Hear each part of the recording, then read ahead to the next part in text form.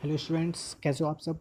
I hope you all are well. तो students, Ellingham diagram पिछली video में पढ़ा दिया था और आपके अच्छे से समझ भी आ गया होगा, सारे डाउट्स उसमें मैंने क्लियर किए। तो आज है लिमिटेशंस ऑफ एलिंगम डायग्राम और कुछ क्वेश्चंस भी हैं बाद में, वो हम आगे देखेंगे। तो लिमिटेशंस सबसे पहले देखते हैं। फर्स्ट है, Ellingham diagram simply indicates weather a reaction is possible और नॉट। एलिंगम डायग्राम केवल ये बताता है कि ये रिएक्शन होगी या नहीं होगी, ये रिडक्शन होगा या नहीं होगा।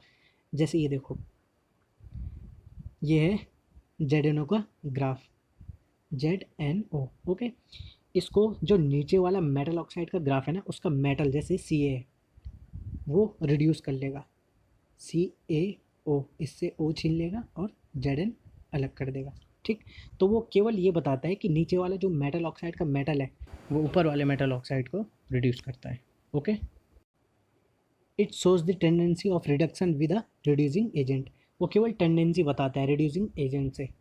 ठीक है, कि वो रिड्यूसिंग एजेंट उसका रिडक्शन करेगा नहीं करेगा। ठीक, this is because it is based only on thermodynamic concepts, क्योंकि ये केवल थर्मोडाइनमिक कॉन्सेप्ट्स पे बेस्ड है। Okay, it doesn't predict the kinetics of the reduction. Kinetics को प्रिडिक्ट नहीं करता है। काइनेटिक्स मतलब रेट ऑफ द रिएक्शन, कितनी फास्ट वो रिएक्शन होगी, इसको प्रिडिक्ट नहीं करता है। केवल ये बताता है कि रिडक्शन होगा या नहीं होगा, बस। ओके, तो फर्स्ट क्लियर। ओके, सेकंड देखते हैं। The treatment is based on the assumption that the reactants and products are in the state of equilibrium. तो पहले से ही एज्यूम किया रहता है कि जो भी रिएक्शन होगी वो इक्विलिब्रियम की स्टेट को पालेगी, मतलब इक्विलिब्रियम की स्टेट में आ जाएगी। तो देखो, डेल्टा जी नॉट क्या होता है? स्टैंडर्ड कंडीशंस में डेल्टा जी होता है। ओके, स्टैंडर्ड कंडीशंस में फ्री एनर्जी चेंज होता है। स्टैंडर्ड कंडीशंस जैसे प्रेशर 1 बार होगा और कॉन्सेंट्रेशन 1 मोलर होगा। ठीक, जो भी रिएक्टेंट्स का कॉन्सेंट्रेशन होगा। तो देखो, ये के है, के क्या होता है? इक्विलिब्रियम कांस्टेंट होता है। तो इसका मतलब इक्विलिब्रियम स्टेट को वो पाएगा, कौन? वो रिएक्शन।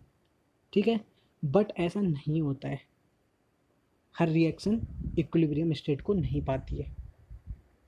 कैसे? देखो समझाता हूँ।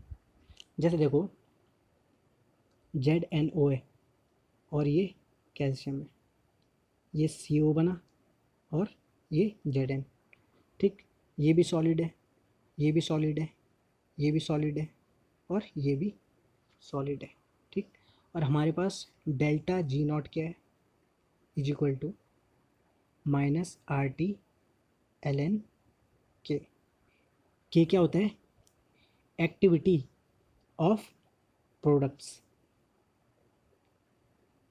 कॉन्सेंट्रेशन नहीं होता है। ठीक है, ये मैं पढ़ाऊँगा कभी, जब पढ़ाऊँगा तो उस वीडियो का लिंक इस वीडियो के डिस्क्रिप्शन में आपके लिए डाल दूँगा। Divided by activity of reactants ZNO और ये Ca।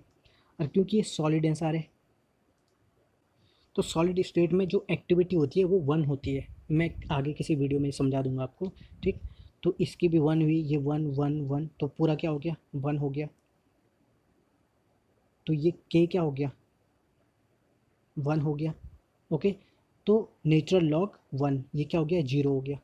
तो डेल्टा जी नॉट ये क्या हो गया? 0 हो गया। इसका मतलब क्या हुआ? देखो, इसको साफ कर लेता हूँ। जब डेल्टा जी नेगेटिव में हो तो रिएक्शन क्या होती है? स्पॉन्टेनियस होती है। ठीक है, और अगर पॉजिटिव हो तो नॉन स्पॉन्टेनियस। पर हमारा डेल्टा जी नॉट क्या आया? 0 आया। इसका मतलब रिएक्शन होगी नहीं। अगर हम इक्विलिब्रियम के हिसाब से देखें, अगर हम इक्विलिब्रियम कांस्टेंट की वैल्यू रखें, बट हमारी रिएक्शन हो रही है, इसका मतलब हमारा अजम्पशन गलत था। क्यों? क्योंकि जो हमारे सारे, चाहे रिएक्टेंट्स हो चाहे प्रोडक्ट्स हो, सब क्या है? सॉलिड स्टेट में।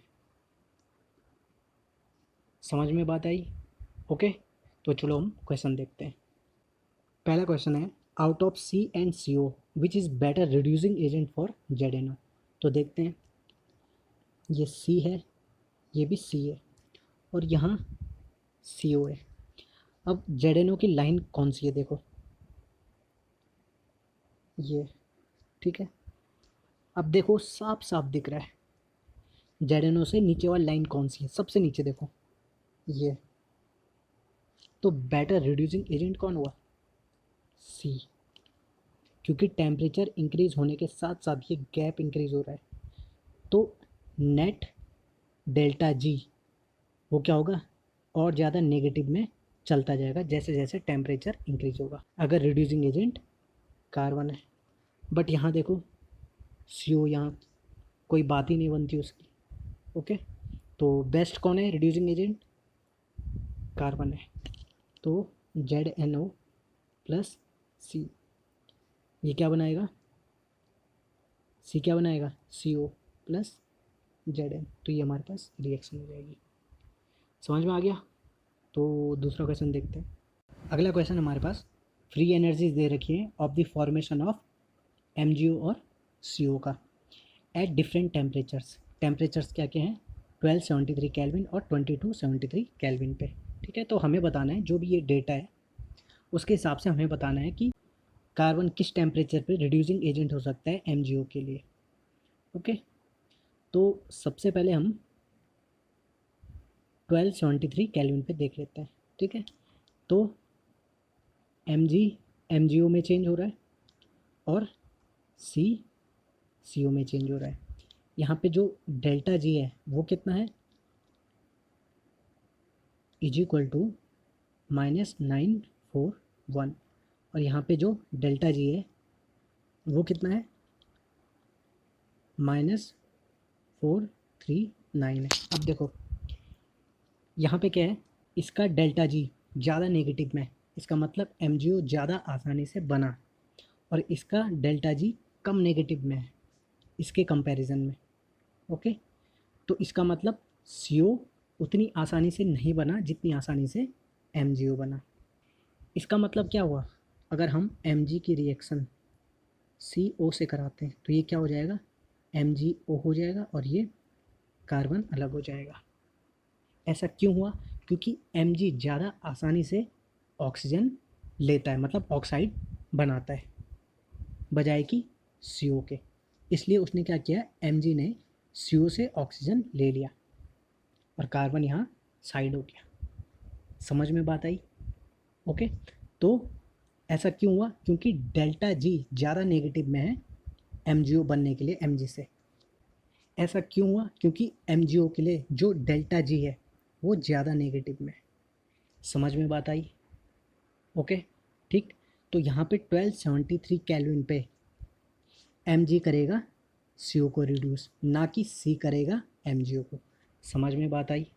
ओके, ठीक है।